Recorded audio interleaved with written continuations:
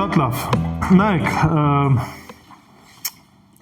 այսօր միասին նայելու ենք 9-րդ գլուխը եւ 9-րդ գլխի առաջի հատվածը կնայենք, գուցե մինչև վերջ կնայենք կամ մինչև 12-ը, եւ եթե հիշում եք, մենք հասել ենք փողերին, այսինքն եթե հիշում եք, մենք խոսեցինք, որ 7 տարվա նեղությունները բաժանված են առաջինը 7 կնիքների շրջանակով, 7-րդ կնիքը իր հերթին բաժանված էր 7 փողերի մեջ եւ վերջի փողը բաժանված էր 7 գավաթների շրջանակում ու ամեն մի փողը, ամեն մի գավաթը որոշակի պատիժ էր գալիս Աստծուց Եվ խոսեցինք, որ արդեն 7 թիվը ամբողջացվում էր, այսինքն ամբողջական դատաստաններ գալի եւ խոսելով առաջի 4 փողերի վերաբերյալ մենք տեսանք, որ բավականին մեծ հարված եղավ ինչին, բնությանը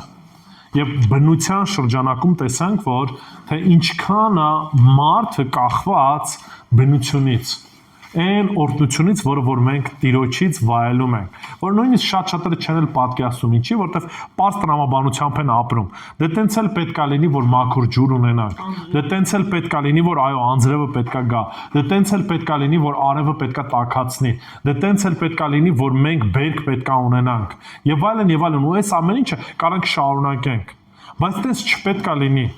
Տերն է, որ իր ողորմությամբ այցելում է ամեն մեկին Թե հավատացյալին, թե որոշ առումով անհավատին նույնպես։ Եվ Տիրոջ սերը արտահայտվում է այս առումով արարչագործության նկատմամբ ամբողջությամբ։ Այո, տարբերություն կա։ Աստված ինչպես է սիրում իր զավակներին, եւ օրինակի համար Աստված ինչպես է սիրում արարչագործությանը բոլոր մարդկանց։ Սրա մեջ տարբերություն կա,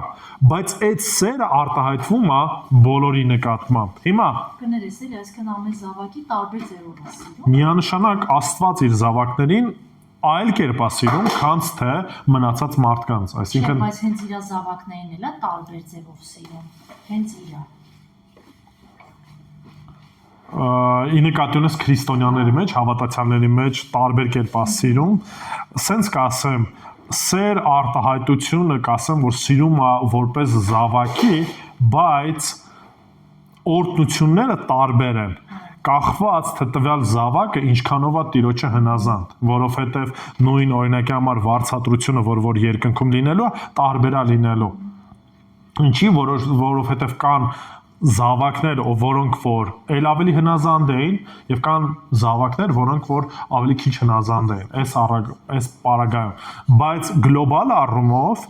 Տիրոջ սերը հավասար է ինչի, որտեղ Տեր Հիսուս Քրիստոս մահացավ բոլորիս համար հավասարապես։ Եվ ինչպես որ մենք բոլորս փրկվեցինք, այսինքն Տեր Հիսուս Քրիստոս փրկել է թե ինձ, թե նաև որոշ առումով անհնազանդ զավակին էլ նույնպես։ Այսինքն եւ սա է սիրո արտահայտման գագաթնակետը այս առումով։ Բայց վարձահատույց լինելու եւ այլն տարբեր են։ Շատ լավ։ Հիմա նայեք, 9-րդ գլուխը հասկանալու համար մի կարևոր բան կա, որ մենք պետքա հիշենք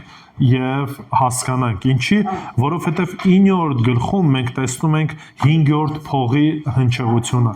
Եվ 5-րդ փողը, երբ որ հնչվի, մենք տեսնում ենք, որ կարծես դժոխքը հայտնվում է երկրից վրա։ Ինչը նկատի ունեմ, երբ որ կկարդանք ավելի པարզ կլինի, բայց մի քանի բաներ եմ ուզում ասել, մինչև դրան գալը որպեսզի հասկանանք։ Նախ եւ առաջ պետք է հասկանանք, որ սատանան եւ դևերը լիարժեք 100%-անոց չարն են ներկայացնում, այսինքն սատանայի մեջ մի նշույլ էլ անգամ չկա բարության։ Վստահ եմ բոլորդ կհիշեք այդ ինյան նշանը, որ ճապոնացիք, չինացիք օգտագործում են, կտեսնեք այնտեղ սպիտակն է, մեջը սև կետ կա եւ սև է, որը որ մեջը սպիտակ կետ ունի։ Դրա մեջ կա գաղափարախոսություն, այսինքն չկա կատարյալ բարություն, կատարյալ նույնիսկ բարության մեջ էլ մի պուճուրիկ սև կետ էլ կա եւ չկա կատարյալ չար, այդ կատարյալ չարի մեջ մի գոնե sense սևի մի փոքրիկ նշույլ էլ անգամ կա ու շատ ֆիլմեր կան այդ գաղափարախոսության շրջանակում այսինքն օրինակի համար շատ վատ մեկն է եւ այլն բայց պահի տակ այդ փոքրիկ ինչ որ մի բարություն բարձրանում է եւ ինչ որ մի բարի քայլ վերջի վերջո իր կյանքի վերջում ինչ որ մի բան անում է Եվ նույնը հակառակը, բայց Աստծո խոսքը շատ հստակ զանազանում է մի ճշմարտություն։ Աստված կատարելապես բարի է, կատարելապես սուրբ է, եւ որևիցե մեղքի անգամ նշույլ չկա։ Եվ նույնը հակառակ կողմը։ Սատանայի պարագայում սատանան կատարելապես 100%-անոց չարն է եւ ամեն ինչ որ անում է մեկ նպատակ ունի չարություն անելու։ Ինչպես է արտահայտվում սատանայի չարությունը, եթե կհիշեք Հիսուս Քրիստոս նկարագրում է մի բանը, որ սատանայի նպատակն է գողանալ, սպանել, խաբել, այսինքն իր ողջ էությամբ դա է փափագում։ Եվ սատանան հենց ամենասկզբից նույնիսկ էդեմական պարտեզում ինչ նպատակ ուներ խաբելու եւ սպանելու, ինչու որովհետեւ գիտեր, որ մեղքի որպես հետևանք մարդը ինչա լինելու, մահանալու է։ Ինչի համար է սատանան այդ ձև sense ասած տրամադրված մարդու նկատմամբ, ինչ եք կարծում։ Որ ինքը իշխանություն ունենա։ Իշխանությունը այո որոշ առումով ստացավ, բայց մի քիչ ուրիշ բան արեք, մի քիչ ուրիշ կողմից նայեք։ Որ հեռանան Աստծուց մարդիկ։ Ունի է ցանկությունն էլ, բայց առաջին նպատակը դա չի, որտեղ Աստծուն ինչ որ բան ապացուցելու չես կարա, Աստված գիտի ամեն բան, ու սատանան էլ շատ լավ դրա մասին գիտի։ Որ աշխարհը չար դառնա։ Մարդը ում կերպարով ու նմանությամբ ասա, Աստծո։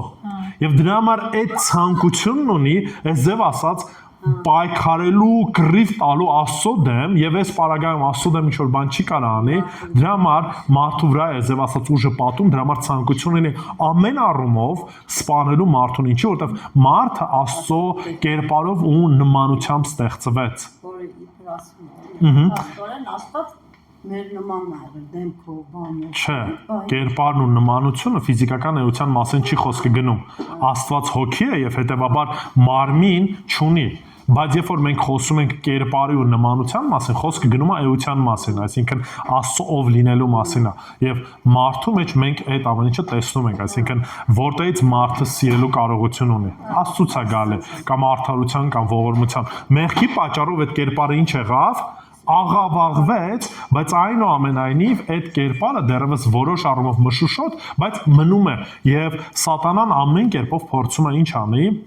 հակառակ լինի։ Հիմա բացի դրանից, եթե սատանան հնարավորություն ունենար ոչ մարդկությանը բնաջնջելու, ինչ է կարծում, ինչ կաներ։ Կբնաջնջեր, այսինքն մի վարքյան էլ անգամ չէր մտածի։ Հոբի պատմությունը հիշում եք, ճիշտ է։ Երբ որ Հոբի պատմությունը հիշում եք, երբ որ սատանան գալիս է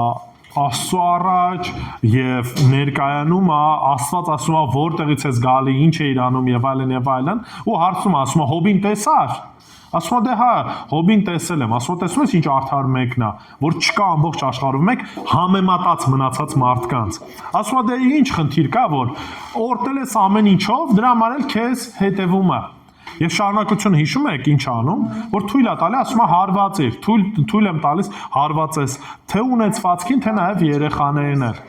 Սկիզբը ասում է իրան չես կպտում, հետո ասում է դե հիմա ճիշտ է հարվածեցի, բայց դեռ շարունակում է քեզ օրհնել, որտեղ իր մարմնին չեն կպե։ Ասում է թույլ եմ տալիս։ Չէ՞ որ հոբը բնականաբար չունի, թող այն ամեն բան գիտի Աստված, որ ինչ որ մի բան Աստված դաս ուներ սովորեցնելու թե Հոբին, թե նաև մեզ, այսօր երբ որ կարդում ենք մենք Հոբի պատմությունը, դրա համար Աստծո նպատակը այլն էր։ Ու սրա մեջ է, որ մենք պետք է հասկանանք մի բան։ Աստված օգտագործում է սատանային իր նպատակների համար, բարի նպատակների համար, բայց այն ինչ որ սատանան անում է իր չար նպատակների համար։ Դրա համար Տերը թույլ է տալիս այնքանով ասում է լավ, կարաս մարմնին էլ կպնես, բայց հոգուն չես կպնելու, այսինքն կյանքին չես վերցնելու։ Այդքան եմ թույլ տալի, որ մինչև այս հնարավորություն, այս կարողություն ունենաս։ Սատանան ինչ է անում։ Ինչքան որ հնարավորություն կա, չարը բան անում, վատը օգտագործում է եւ այլն։ Հիմա նայեք, երբ որ մենք կարդալու ենք Աթեն 9-րդ գլուխը, կտեսնենք, որ Տերը թույլ է տալիս դիվային աշխարհին, որպեսզի մաքսիմում կերպով սկսեն ինչ անել, հարվածել մարդկանց, նույնիսկ մարդկանց որոշ առումով կյանքը վերցնելու։ Եվ այս պարագայում չեմ ուզում, որ ձեր մոտ սխալ թյուրըմբռնում լինի, հասկացեք մի բան։ Տերը որպես դատաստան թույլ է տալի, որպեսզի սատանան եւ դևերը գործեն, եւ դրա որպես հետևանք իրանք անում են մաքսիմումը, ինչքան որ կարող են վնասելու մարդկանց։ Եվ այս ամեն ինչ ասելով հիմա արդեն կկարդենք, որպեսզի պատկերացնենք ինչի մասն է խոսքը գնում։ Բացեք Հայտնություն 9-րդ գլուխ։ Այդ նույնը ասած կարդացել եմ, երբ որ Հովսեփին բան են անում, չէ, աղբերները ծախում են, հետո ասում է, որ Աստված Ծննդոց 50-20-ն ասում է դուք ծրագրել եք վատի համար, բայց Աստված ծրագրել էր այդ ամեն ինչը լավի համար։ Այսինքն Աստված օգտագործում է չար մարդկանց գործերը իր բարի գործը, իր բարի կամքը կատարելու։ Այս նույն տրամաբանությունն է, ճիշտ է։ Հայտնություն 9 առաջի համարից։ 5-րդ հրեշտակը փողը հնչեցրեց եւ տեսա երկնքից մի աստղ ընկավ երկրի վրա եւ նրան անդունդի գուբի բանալին տրվեց։ Անդունդի գուբը բացվեց ու գբից մեծ հենոցի ծխի պես ծուխ ելավ եւ արեգակը ու օդը գբի ծխից խավարեցին։ Ծխից երկրի վրա մորեխներ դուրս ելան։ Նրանց տրվեց իշխանություն, ինչպիսին որ երկրի կարիճներն ունեն։ Եվ նրանց արգելվեց վնաս տալ երկրի խոտին ու ծառին, այլ միայն այն մարդկանց, որոնք իրենց ճակատներին Աստծո կնիքը չունեն։ Եվ նրանց իշխանություն տրվեց, որ նրանց չսպանեն, այլ 5 ամիս չարչարեն։ Եվ նրանց չարչարանքները նման էին այն չարչարանքների, երբ կարիճը խայթում է մարդուն։ Եվ այդ օրերին մարդիկ մահ պիտի փնտրեն ու այն չպիտի գտնեն։ Պիտի ցանկանան մեռնել, բայց մահը նրանցից պիտի փախչի։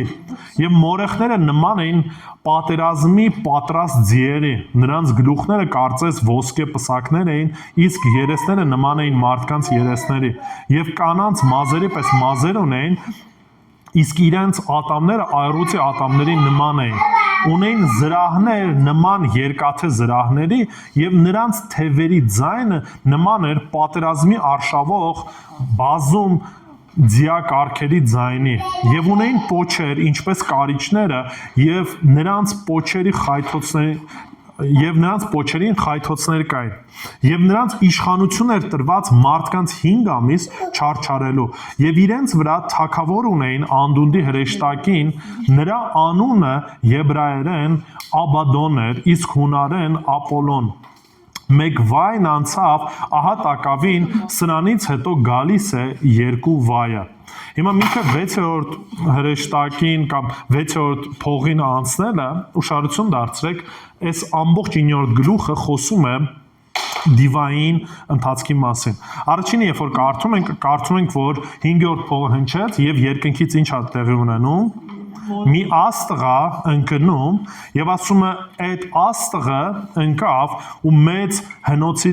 սենց ասած ծուղ բարձրացավ եւ այլն եւ ասում է նրան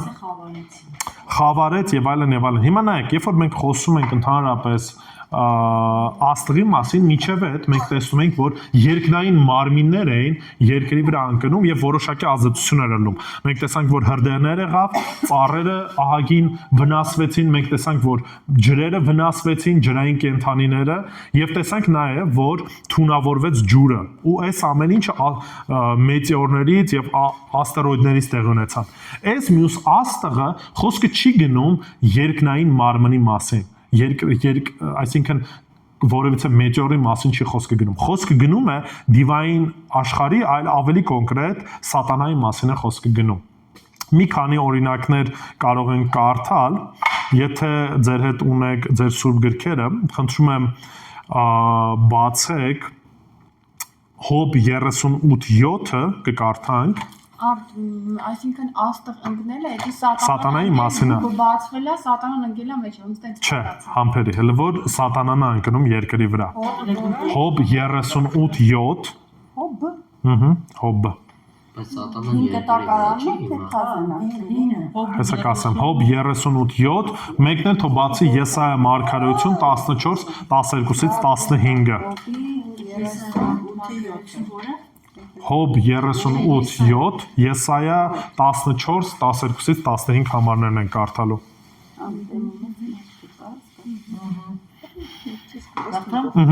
Եվ առավոտվա աստղերը ջիտեր երկեցին ու Աստծո բոլոր որդիները ցնծությամբ աղաղակեցին։ Ուշադրություն դարձեք, խոսքը գնում է հրեշտակներին եւ հրեշտակներին ներկայացնում է որպես ինչ աստղերի։ Ու մենք տեսնում ենք հենց նույնիսկ Հոբի առաջի գրքում ենք այդ ամեն ինչը տեսնում։ Հիմա մեկը թող կարդա Եսայա մարգարեություն 14-րդ գլուխ 12-ից 15-ը։ Ինչպես վայր կար երկնքից, ով առավոտյան հարուսյալ, արշալույսի որդի, գետնին տապալվեցիր, դու որ ստորացնում էի ազգերին, ինքդ ասում էիր քո սրտում, երկինք կերնեն իմ գահը կդնեմ Աստծո աստղերից հեռվեր, նստեմ աստվածների ժողովի լեռան վրա հյուսիսային ծայրամասում, կբարձրանամ ամբերի գագաթին, կնմանվեմ ամենաբարձրալին, բայց մեղրելների աշխարհն իջեցրել քեզ գբի խորխորատները։ Հիմա նայեք, ուշադրություն դարձրեք։ Երբ որ մենք Եզեկիել մարգարեության մեջ տեսնում ենք առաջի ապստամբությունը, Եզեկիել 28-րդ գլխում է, հիմա կարիքը չկա այդ ամեն ինչը կարդալու, բայց եթե կուզենաք, հետո կարող եք նայել Եզեկիել 28-րդ գլուխ 12-ից 16 համարները։ Երբ որ Սատանան, նո ավելի ճիշտ մինչև այդ սատանա չէր, երբ որ Արիուսակը կամ ամենագեղեցիկ հրեշտակապետը ըմբոստացավ Աստծո դեմ, նրա հետ նաև ըմբոստացան հրեշտակների որոշ մի խումբ։ Այդ որոշ խմբին Աստված ինչ է անում, պատժում է, նրանցից որոշներին արդեն իսկ դժոխքն է ուղարկում։ Որոշներին դառնում են դև, այսպես ասած սատանա, սահմանափակվում են, բայց այնուամենայնիվ մենք տեսնում ենք, որ մինչև այս պահը սատանան դեռևս հնարավորություն ուներ ինչ որ կերպով Տիրոջ առաջ կանգնելու։ Ոնց որ Հոբում կարդում ենք, տեսնում ենք, որ սատանան կանգնում է Աստծո առաջ եւ որոշակի զրույց են ունենում։ Այսինքն սատանան դեռևս սահմանափակված չէր երկրից վրա եւ դևերը նույնպես, այսինքն հնարավորություն ունեին Տիրոջ առաջ որոշ առումով կանգնելու։ Նորից այս ամեն ինչը Տիրոջը թույլատրությամբ է։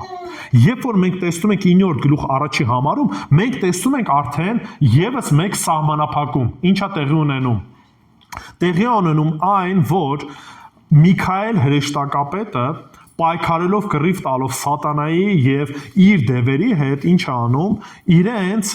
գցում է երկրի վրա։ Դա դեռևս նայելու ենք Հայտնություն 12-րդ գլուխ 7-ից 9 համարում նկարագրվում է այդ պայքարը կամ այդ կռիվը, որ Միքայել հրեշտակապետը արդեն իսկ արգելում է թե սատանային, թե նաև բոլոր դևերին, որ որևիցե մուտք ունենան երկինք եւ իրենց ներկայությունը որտեղ է սահմանափակվում երկրից վրա։ Եվ սահմանափակվելով երկրից վրա Աստված հնարավորություն է տալիս, որ երկրի վրա սկսեն դիվային ազդեցություն ունենալու։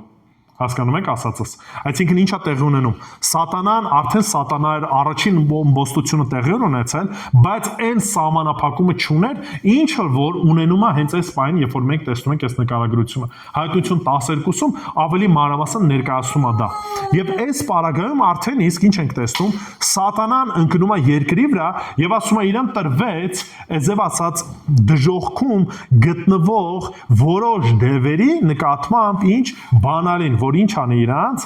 ազատի, դուրս անի։ Շարունակությունը կարդանք։ Նայեք, ասում է Երկրորդ չես կարդում։ 9-րդ գլուխ, շարունակենք, 3-րդ համարը, նայեք։ Ասում է նրան անդունդի գբի բանալին տրվեց։ Ուշադրություն դարձեք, նույնիսկ խոսքը գնում է իշխանության մասին, այսինքն պատկերացրեք, մինչև այդ դատապարտված էին այդ դևերը, դժոխքում էին գտնվում, ծածկված էին, կհիշեք նույնիսկ Մարկոսի ավետարանում ենք տեսնում, երբ որ Հիսուս Քրիստոս մոտենում է մի դիվահարին, այդ դիվահարն ասում է ինչ ունես մեր հետ, արդյոք եկել ես որ մեզ գցես դժոխքը, հետո ասում է երթվեցնում ենք քեզ Աստծո անունով, մեզ գոնեն խոզերի մեջ գցի, այլ մի գցի այս պայդրությամբ դժոխքը։ Ու Հիսուս տենց էլ անում է ոչ թե որ իրանց խղճում է եւ այլն, Հիսուսի ծրագիրն էր այդ, բայց մենք նույնիսկ այդ պատմության մեջ հստակ տեսնում ենք, որ կան դևեր, որոնք որ արդեն իսկ կապված են որտեղ դժոխքում, արդեն իսկ կապված են։ Հիմա սատանային հնարավորություն է տրվում, իշխանություն է տրվում ընդեղից մի քանի դևերի ինչ անելու, ժամանակավորապես հանելու, որպեսզի իրենք սկսեն ինչ անել, պատիժ անել, չարչարել մարդկանց։ Նայեք, ասում է անդունդի գուբը բացեց ու գբից մեծ հնոցի ծխի պես ծուխ ելավ եւ արեգակ ու օդը գբի ծխից խավարեցին։ Հիմա նույնիսկ այս երբ որ այս նկարագրությունը տալիս է, ընդհանրապես ցույց է տալիս մի պարզ ճշմարտություն, որ ինչ որ վերաբերվում է սատանային եւ դևերին, խոսքը գնում է խավարի մասին, այսինքն այնտեղ որտեղ որ սատանան է, այնտեղ խավարն է։ Ամեն պարագայում Կհիշեք Հիսուս Քրիստոսը նույնիսկ երբ որ եկավ աշխարհից վրա Հովանու ավետարանում այդ նկարագրությունն է տալիս, ասում է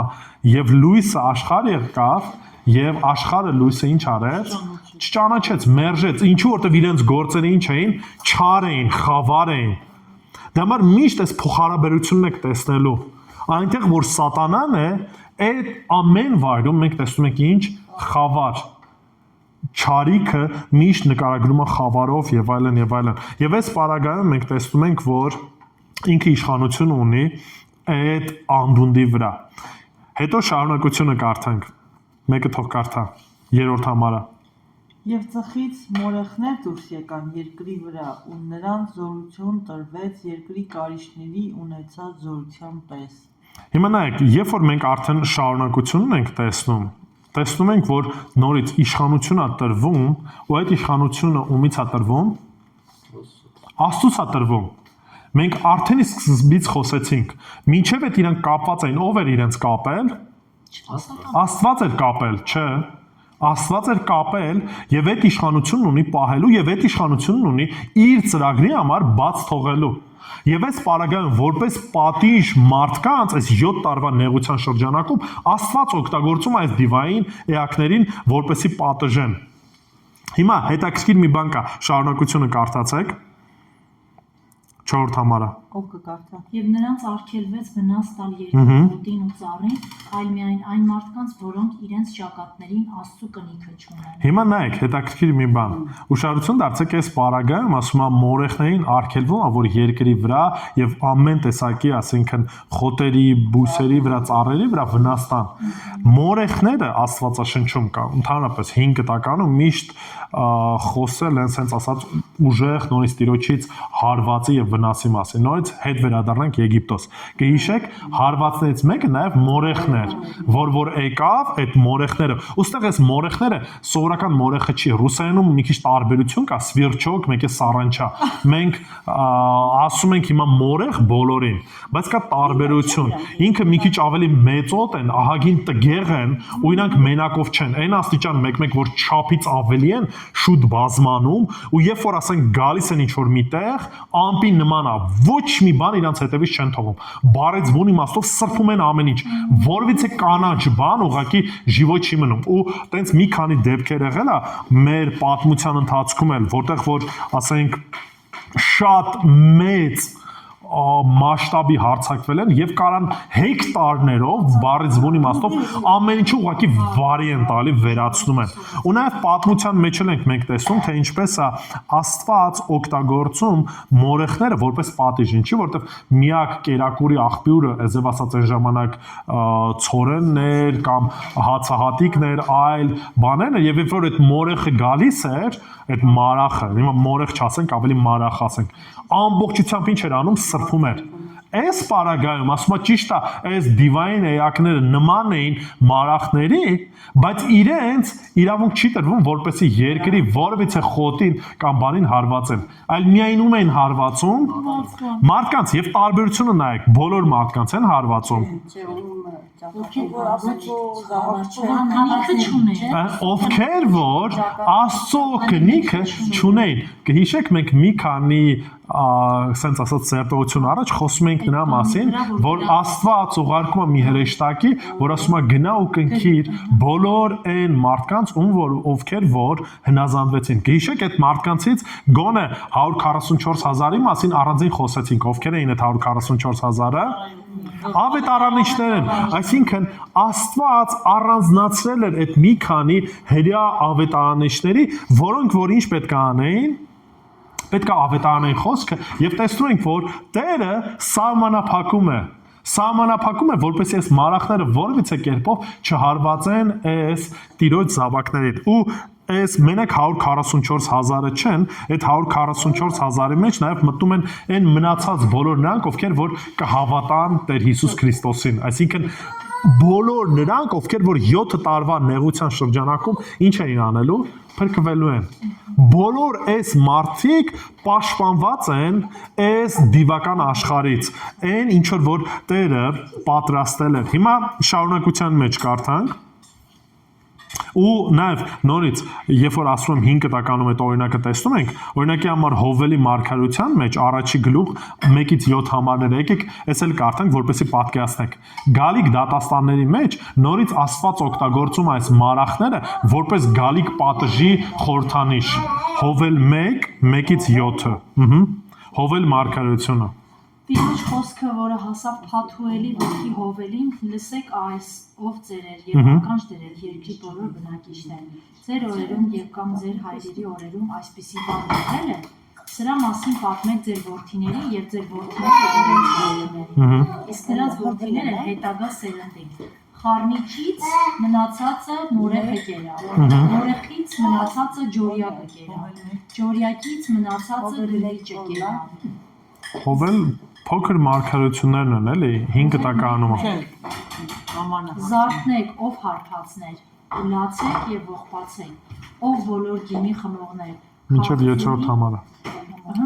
Քաղցուի համար, որ կտրվել է ձեր բերանից, որովհետև իմ երկրի դեմ մի ազգ է եկել, զորավոր եւ անթիվ։ Նրա ատամներն առյուծի ատամներ են եւ մատակ առյուծի ժանիքներ ունեն։ Ուշադրություն դարձնում եք, նորից նմանություն ունի այն նկարագրության, ինչ որ մենք հայտնության մեջ տեսանք, եւ այս նկարագրությունը ցույց է տալիս, որ իրենց վարքը այս մարախների նմանա լինելու, այսինքն 5 տականում մենք արդեն տեսնում ենք որոշակի անալոգիաներ։ Երկրորդ գլուխ 1-ից 5 համարում նորից անդրադառնում է դրա, այսինքն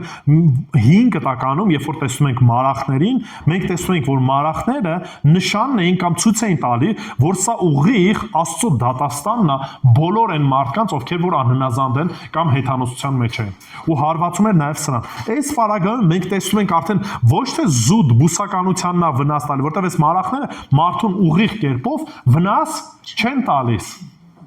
Բայց այս դիվական աշխարհը, որոնք որ կարծես նման են իրենց հարվածը ուղիղ կերպով տալիս են բոլոր տեսակի մարդկանց։ Շարունակությունը կարդանք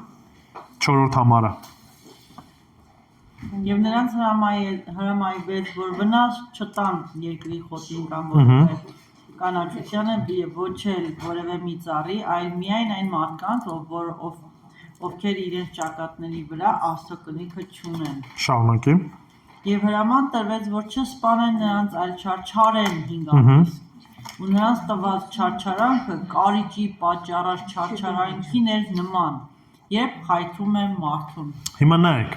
այս պարագայում մենք տեսնում ենք, որ սա սովորական մարախներ չեն։ Այս մարախները դիվական էակներ են, որոնք որ իրավունք ունեին չարչարելու մարդկանց։ Ու սա ասեմ դեռևս սկիզբն է, շարունակությունը որ կարդաք, կտեսնեք շատ ավելի ահավոր։ Շարունակության մեջ մենք տեսնում ենք, որ նոր դիվական խմբեր են դուրս գալի, որոնք որ սպանում են մարդկության այդ ժամանակվա բնակվող 1/3-ը։ Որովհետեւ մոտավորապես գալիս է 2.5 միլիարդ մարդ։ Եվ Տերը թույլ է տալի։ Այս պարագայում ասում է Տերը թույլ է տալի, որպեսզի ոչ թե սպանեն, այլ ինչ անեն, խայթեն եւ այդպես ասած պատժեն 5 ամիս այս մարդիկ տանջվելու են այս խայթոցներից։ Ոչ թե վիրուսա լինելու, ինքը հենց ուղղակի հենց այդ ձևի դիվական մարմին են լինելու։ Հիմա տեսքը ինչ որ նկարագրությունը տալիս է, որոշակի նկարագրություն է տալի եւ այո, Տերը թույլ է տվել, որ այդ նկարագրությունը լինի։ Հիմա եթե օրինակի համար ինտերնետում որոշակի այդ բանով տակ փորձում են ինչ որ այդ նկարագրությունը տալ։ Հիմա ես չեմ կարող ասեմ ռեալ ինչ կարգի է լինելու, բայց հիշեք մի բան, այսինքն Հովհաննեսը փորձել է նմանությունները տալ։ Երբ որ հիմա ասում եմ մարդու դեմքի նման էր, երկար մազեր ուներ, թագի նման էր դրված կամ առյուծի նման ատամներ ուներ, սա որոշ առումով հենց այդ է նկարագրում, որ իրանք բավականին սենց ասած ահարկու դեմք են ունեցել եւ վստահ եմ սարսափ ֆիլմեր բոլորդ էլ տեսել եք։ Քուրս այտենց ատենում են մորեխներին հիմա։ Հիմա դե հա, հիմա որոշները այդ բլոճ մենակ քուրդ չէ։ Դու էլ ես բլոճներից տենց վախենում։ Ավելի ահավորա։ Հիմա նայեք, պատկերացեք, սա ոչ թե զուտ է ձևի մանր ինչ որ բլոճներ են, որից որ շատ-շատերը վախենում են։ Սրանք նաև ահարկու տեսք են ունենալու, ոչ միայն այդ ահարկու տեսքն են ունենալու, այլ նաև իրավունք են ունենալու չարչարելու։ Երբ որ խոսքը գնում է խայթելու, նայեք, այդ թունավոր խայթոցը չի տանում զուտ մահվան։ Ես ցավով եմ ասում, եղել են դեպքեր, որ մարդկանց անկեղծ հանդիպել եմ, ովքեր որ քաղցկեղով են հիվանդ եւ այլն, եւ լինում է դեպքեր, որ արդեն ցավազրկողը չի օգնում, որևիցե բան չես կարող անես, ու մարդիկ կան, ովքեր որ ուզում են իրապես ուզում են մահանալ։ Ինչու որտեւ այդ ցավը այդ աստիճան սաստիկ է լինում։ Եվ այստեղ, երբ որ մենք շարունակությունը կարդում ենք, գրված է, որ ասում է այդ մարդիկ փափագելու են ինչ անել, մեռնել, բայց մահը իրանցից փախնելու է։ Այսինքն չեն մահանալու, այլ տանջվելու են։ Եվ ուշադրություն դարձեք այս պարագայում, նույնիսկ այս ամեն ինչի միջով մարդիկ շարունակելու են իրենց չարության մեջ մնալու։ Մարդիկ կան, ովքեր որ մի քիչ ձեռ են առնում այս ամեն ինչին, դիվական աշխարհին, վստահ եմ նույնիսկ մուլտֆիլմների մեջ նկարել եք պոզերով, սենց մանգաղը ձեռքին, չգիտեմ, ինչ որ կրակ կա, բան, մուլտիկների մեջ նկարում են եւ այլն, այսինքն սենց կոմիքսոտ են սարքում, ծաղրական մոտեցում ունեն ու շատերն էլ այդ նույն մոտեցումն ունեն։ Բայց երբ որ մենք կարդում ենք հայտնության գրքի նույնիսկ այս հատվածը շարունակությունը որ կարդաք, կտեսնեք, որ ինքը այդքան էլ սենց ասած ժպտացող կամ ծաղրական բան չի։ Դա մի սարսափելի իրավիճակ է լինելու, որը որ մարդը անգամ չի կարող պատկերացնել։ Ուշադրություն դարձեք, սատանան հիմա ինչքան սահմանափակված է, ու մի պահ ուշադրություն դարձեք, ինքը հնարավորություն է ունենում ինչ անելու, գործելու։ Հնարավորություն է ունենում իր չարությունը մաքսիմում կերպով ինչ անելու օգտագործելու ու վայ այդ ժամանակ մարդկանց, ովքեր որ սատանայի ձեռքն են ընկնելու, այդ իշխանությունն են ունենալու։ Հա, ստեղ ջան, բան ուներ, հարց ուներ։ Կորոնավիրուսի այդ բանի պահ չէ, այդ էլ մեծ որ ինչ որ տենց մի բան նման կա, որ ասում է զգուշացնում է, որ տենց մարդիկ ինչ որ վիրուսով կամ չէ, որ մեծ հիվանդությունների պատճառով տարածված որ շատ մարդիկ մահացան։ Դե մենք խոսեցինք դրա մասին, եթե կհիշեք, երբ որ կնիկները բացվում էին, երկրորդ կնիքը պատերազմն էր, պատերազմից հետո եկավ մահը եւ մահը որոշ առումով նաեւ հետևանքն է այդ ամեն ինչի հիվանդությունների եւ այլն եւ այլն։ Երբ որ նույնիսկ նայում էինք այս փողերի ձայնի հետ կապված։ Կհիշեք նաև երրորդ փողը, որի շրջանակում, չէ, երրորդն է, թե չորրորդ փողն էր։ Չորրորդ փողն էր, որի շրջանակում բան տեղի ունեցավ, ասում է ջուրը թունավորվեց։ Հիմա սա էլ է որպես հետևանք թունավորվելով հանդերձ, ասում է 1/3 մասը մաքուր ջրի թունավորվեց եւ դրա որպես հետևանք մարդիկ սա են կրելու։ Նայեք, այն ինչ որ ասում ես, որոշակի նմանություն ունի, նայեք։ Ամեն մեկիս կյանքի այս մարդկության պատմության ընթացքում էլ երկրաշարժեր են եղել, շատ մեծ երկրաշարժներ, ու մենք որպես հայերս այդ ամեն ինչի միջով անցել ենք։ Մեծ հրդեհներ են եղել, հիմա էլ են լինում, թունավորումներ են եղել, բայց ուշադրություն դարձեք 7 տարվա նեղության շրջանակում ինչ որ եղել է, ասում է այդ ամեն ինչը նույնիսկ համեմատելի չի։ Այդ ամեն ինչը կրկնապատիկ, եռապատիկ, տասնապատիկ շատ անգամ ավելի արտահայտված է լինելու։ Թե հիվանդությունների տեսքով, թե երկրաշարժի տեսքով, թե պատերազմի տեսքով, թե մահվացության թվի տեսքով, նայեք։ Հիմա առաջ ասված շարունակությունը, երբ որ կկարդանք, այսօր չենք բանանի, մյուս անգամ երբ որ կհանդիպենք, շարունակությունը կտեսնենք, երբ որ գրված է, որ ասում է բնակչության 1/3-ին սպանում են այդ դևերը, խոսքը գնում է 2.5 միլիարդ մարդու մասին։ Այս պայդրությամբ օրինակի համար COVID-ի ժամանակ մի քանի միլիոն մարդ մահացավ։ Միլիոնի մասին է խոսքը գնում, բայց հիշում եք ամբողջ երկրի մակարդակով մեկ մարդիկ ասում են, «Վաու, այս ինչ եղավ» եւ այլն եւ այլն։ Հայաստանում պատերազմի շրջանակում 4000-ից ավել մարդ մահացավ։ Նայեք ինչքան ծանր տարանք մենք։ 4000 մարդ։ Ես մենք խոսում ենք միլիարդի մասին։ Եթե այս պայդրությամբ մոտավորապես 8 միլիարդ մարդ է ապրում, հիմա այն ժամանակ գուցե շատ ավելի մեծ կլինի։ Սա դեռևս սկիզբն է։ Չէ՞ որ աշխարհը քանի միլիարդ մարդ, տիլիարդ չգիտեմ ինչքան մարդ։ 8 միլիարդ մարդ կա։ Ընդամենը 8 միլիարդ են։ Դե այս պայդրությամբ, հələ այդքանի չենք ասա, դրան մոտենում ենք։ Ուզում ես ասես քիչ, հա։ Չեսի սկիզբն ասма։ Աստղ դու ուղղակի չես պատկերացնում թիվը։ Հենց այդքան քանի, այդ մարդ, այսինքն այդքան մարդն է վատը, մնացածը լավ։ Չէ, բոլորն էլ սա դեռ շարունակությունն է։ Ես դրա համար եմ ասում, երբ որ ասում եմ 1/3-ը մենք նույնիսկ դրա մասին խոսեցինք։ Ու ասում եմ սա վայն է։ Դերևս առաջի վայնը, երկրորդ վայնել է գալու։ Սրանով դերևս չի ավարտվում։ Մենք ընդամենը հասել ենք 5-րդ փողին, բայց դերևս գալու է 7-րդ փողը, 7-րդ փողը իր հետ նաև կա 7 գավաթները, որոնք որ ամեն մեկը իր հարվածն է բերելու։ Եվ որևիցե մեկը չի պլստալու է ձև ասած։ Բոլորն էլ Աստծո առաջ կանգնելու են ու բոլորը բնաջինջ են լինելու։ Մնալու են միայն նրանք, ովքեր որ գրված է ներին չերկրպագեցին։ Այսինքն մենակ փրկվելու են նրանք, ովքեր որ Տիրոջ 7 տարին երբ է գալու, չգիտենք, երբ որ Տեր Հիսուս Քրիստոս իր երկրորդ գալուստը լինի։ Դարձեք 11 եւ 12 համարին, ասում է եւ իրենց վրա թագավոր ունեին անդունդի հրեշտակին, նրա անունը եբրայերեն Աբադոն էր, իսկ հունարեն Ապոլոն, որը որ նշանակում է սպանող, այսինքն սպառող, եւ ասում է նայեք, սատանան ինչ է անում, ոչ թե այս մորեխները ուղակի իրանք իրանցով, պատահական եւ այլն, մենք տեսնում ենք, որ սատանան հստակ կանոնակարգում է այս բոլոր մարախների կամ այս դևերի ընթացքը, որ երկրում քանի հատ լինեն, ինչ անեն եւ այլն եւ այլն։ Այսինքն սատանան հստակ ղեկավարում է եւ Տերն է, որ այդ ամեն ինչը թույլ է տվել։ Եվ 12 համարով այսօր կավարտեմ, ուշադրություն դարձեք, հենց այս հարցի պատասխանն հետ էլ կապված է։ Ասում եմ, մեկ վայը անցավ, ահա տակավին սրանից հետո գալիս է երկու վայ, այսինքն դրանից ավելի վայն է գալու, դրանից ավելի վատն է գալու։ Ու այս ամեն ինչի շրջանակում ինչ է կարծում, մարդիկ ապաշխարում են։ Չէ, շոտ աներես է։ Չէ, ցավոք սրտի, էլ եմ ասում, մարդիկ տեսնում են, թե ինչքան է Տերը հարվածում, ասում է ավելի են խստացում իրանց սիրտը, ավելի են հայոյում Աստծուն, ավելի են հակառակ կանգնում։ Դե համար Տերն է, որ իրապես իր ողորմությամբ այցելել է ու մեզ ուղղակի փրկել է, ու սա Տիրոջ ողորմությունն է։ Ու վայ նրանց, ովքեր որ այսօր անգամ Տիրոջը չեն ճանաչում, որովհետև չգիտենք, կարող է նույնիսկ ցանկացած պահին այդ ժամանակահատվածը գա։ Որտեվ չգիտենք Տեր Հիսուս Քրիստոսի գալուստը երբ է լինելու, ու վայ նրանց, ովքեր որ այս ամեն ինչի միջով են անցնելու։ Արթուր, իսկ այդ որ 4000 հոգին։ այդ որ Եգիպտոսից դուրս է հանում, հենց այդ մարդիկ են դուրս գալու, ճակատներին ասիկանիկ կա, որ ասեք մորեխները գալիս է, իրենց գնաց չեն ասում, հենց իրանք են, որ Մի քիչ խառնում ես, Եգիպտոսից դուրս գալը Այդի Մովսեսի ժամանակ էր, չէ, այնտեղ 144000 չէին, այնտեղ շատ էին եւ այո, մենակ հрьяաները դուրս չեն գալիս։ Նայեք, Ելիցի ժամանակ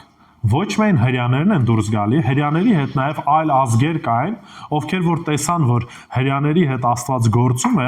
եւ որոշում կայացրեցին Եգիպտոսից իրանք էլ դուրս եկան։ Մենակ հрьяաներ չէին, հрьяաների հետ ուրիշ ազգեր էլ կային, որոնք որ դուրս եկան Մովսեսի հետ։ Այս 144000-ը հрьяաներ էին, որոնք որ Տերը իրենց սիրտը բացում է եւ սկսում են ավետարանը քարոզել։ Իրանք որտեղ են այդ հրաներ հենց որտեղ Իսրայելն է դրական։ Որտեղից են ինչ անելու։ դուրս գալիս հրաները։ Դուրս չեն գալիս։ Իրանք հենց այնտեղ սկսում են ավետարանը քարոզել եւ իրենց ավետարանը քարոզության շրջանակում 7 տարվա նեղության շրջանակում մարդիկ ովքեր որ հավատում են ու փրկվում են։ Իսկ այդ կներես 7 տարի նեղություն, ո՞ր ժամանակաշրջանից ո՞ր ժամանակաշրջանը հասկանամ։ Երեք ասել եմ, ես բան չանեք։ Մենք հիմա ապրում ենք եկեղեցու ժամանակահատվածում։ Քրիստոս, երբ որ երկնքում գա, մենք հափշտակվենք 7 տարվա նեղությունը սկսվելու է, այդ ժամանակ ներնա հայտնվելու եւ այլն եւ այդ 7 տարվա նեղությունն էլ 3.5 տարվա շրջանակում է բաժանված։ Մենք արդեն կնիկների մասին էլ խոսեցինք, որ 5-րդ կնիկից հետո է, որ առաջի 3.5 տարին է գալի, մյուս մենք հիմա խոսում ենք գալիք 3.5 տարվա, այսինքն արդեն մենք չեմ ուզում ասեմ 4-րդ կամ 5-րդ տարվա մեջ ենք, որտեղ ժամանակը չի տալիս, չնայած ուշադրություն դարձնում եք հստակ ժամանակաշեշտում։ Օրինակի համար 5 ամիս Աստված տալիս է, որ այդ 7 տարվա նեղության շրջանակում, որ պետք է այս մարախները ինչ անեին, տանջեին մարդկանց, խայթեին մարդկանց։ Շարունակությունն էլ կտեսնեք։ Ու ամեն անգամ հետաքրքիր մի բան կա, ասում է շարունակության մեջ կտեսնեք, ասում է, եւ Տերը սահմանափակում էր, որտեվ եթե չսահմանափակեր, եթե ժամանակը չկրճատեր, ասում է, որևիցե մեկը կենթանի չէր մնալու։ Բայց մենք 7 տարվա նեղության շրջանակում այնուամենայնիվ տեսնում ենք մարդկանց, ովքեր որ կենթանի են մնում, եւ 1000 տարվա ընթացքում նորից շատանում են մարդիկ, բազմանալու են, շատանալու են եւ այլն եւ այլն։ Արտուր, բանը ասենք ժամանակ Էդեմյան պարտեզում, որ մեղքը գործվեց։ Ինքը օծեն Սատանային օծ դարձրեց ընդհանրապես։ Սատանային օծ չդարձրեց։ Սողուն դառնա, ասեց։ Պատժեց, էլի, հա, ասենց ասած։ Նայ, Սատանան օգտագործում է օծին, որպես իր գործն անի։ Մինչև այդ օծը ուներ ոտքեր, օծը կար, ուներ ոտքեր։ Ուղղակի որպես խորհրդանշական Աստված պատժում է օծին որպես կենթանի, որ օծը այլևս չի քայլելու, սողալու է եւ այլն եւ այլն։ Այսինքն մարդը երբ որ օծին նայում է, այդ պատիժը պետք է հիշի, բայց Սատանան արդեն իսկ պատժված է։ Ուղղակի դեռևս որպես Սատանա իրավունք ունի Տիրոջ առաջ կանգնելու, այսինքն սահմանափակված չի երկրով։ Հետո պահը գալու, որ Տերը նաև ստեղ է սահմանափակելու, որ դևերն ու Սատանան սահմանափակվելու են երկրի վրա։ Չնայած որ հիմա էլ կան հրեշտակներ, ովքեր որ արդեն դժոխքում են, ովքեր որ արդեն դատապարտված են, տարտարոսում են։ Իսկ ինչի Աստված, ասենք, ինչ կդառնա աշխարհը, եթե Աստված հենց որ մեղքը գործվեց, մահը դներ մեր տեղերը, Սատանային վերացներ ու ոչ մի բան չլիներ, հենց ոչինչ, ինքը մեղ գործեց, ներեր ու ստեղծվեր աշխարհ, երկինք, մարդ ավելի։ Խնդիրը Սատանան չի հասկանում այս պայծրությունը։ Արարածներ լինեին, առաջվա նման ինքը ստեղծել Ադամ եւ Եվա, որ ոչ մի բան չգիտեին, ապրում էին սորական կյանքով։ Որ Աստված ոչ էլ կենդանիների մեջ կար այդ հազարությունը։ Ինչ կլիներ, եթե ասենք այդ ժամանակ Աստված ներեր նորից Ադամին եւ Եվային, որ ասենք Նայեք, ընդհանրապես պատմությունը անցյալ ժամանակ չի ունենում։ Մենք չենք կարա ասենք ինչ կլիներ, որովհետեւ ինչ որ եղել է, բայց ինչ կլիներ, այն կլիներ, որ Քրիստոսին որպես այնպիսին ինչպիսին որ կար, չենք ճանաչի։ Քրիստոս մարմին չէր առնի, չէր բնակվի մեր մեջ, չէր իր ողորմությունը ցույց տա։ Աստծո սերը չէր արտահայտվի այնպես, ինչպես որ հիմա է արտահայտվել, հասկանում ես։ Մենք Աստված ճանաչողության մեջ այդքան չենք աճի։ Իսկ մենք հիմա Աստված ճանաչողության մեջ ինչքան ենք աճը, որ Քրիստոսին փորձառել ենք, Քրիստոսին երկնքում տեսնելու ենք։ Քրիստոս հիմա մարմնով է, հասկանում ես։ Տիրոջը էլ ավելի ողորմած գտած, էլ ավելի մեծ հնարավորություն ունեցանք տեսնելու, ոչ միայն տեսնելու, այլ մեր մեջ ունենալու։ Սա մի քիչ ուրիշ տիպի մակարդակ է, որ Տերը ուղղակի մեղքի միջոցով ինչ արեց, նորից ոչ թե ինքն էր մեղքի հետևանքը, այլ մեղքի Սատանայի միջոցով ինքն իրեն բացեց ու ինքն իր փրկությունը տվեց։ Ուղղակի նույնիսկ ամենասկզբում Երբ որ Եվային ասեց, որ քո սերնդից պետք է գա մեկը, ով որ կջախջախի օծի գլուխը, իսկ օծը կխայթի իր գարշապարը։